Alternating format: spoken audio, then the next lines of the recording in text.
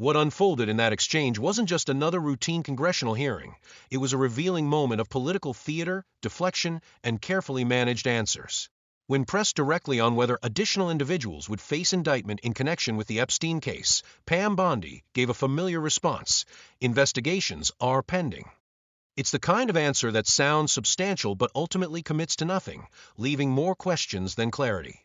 Chip Roy's approach stood out precisely because he asked what many others avoided, a straightforward question about accountability beyond the already convicted figures.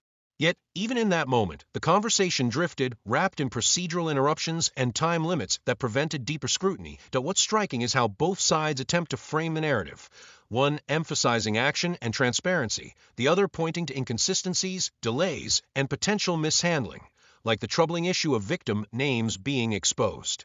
Bondi's defense leaned heavily on time constraints and the sheer volume of documents, which may explain logistical challenges but doesn't fully address concerns about oversight or responsibility.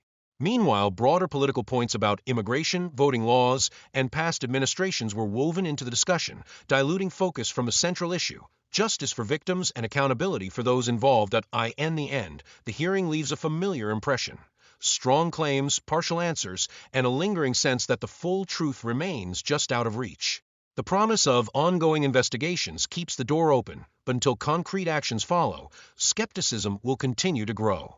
The real test isn't in what's said during hearings, it's in what actually happens afterward.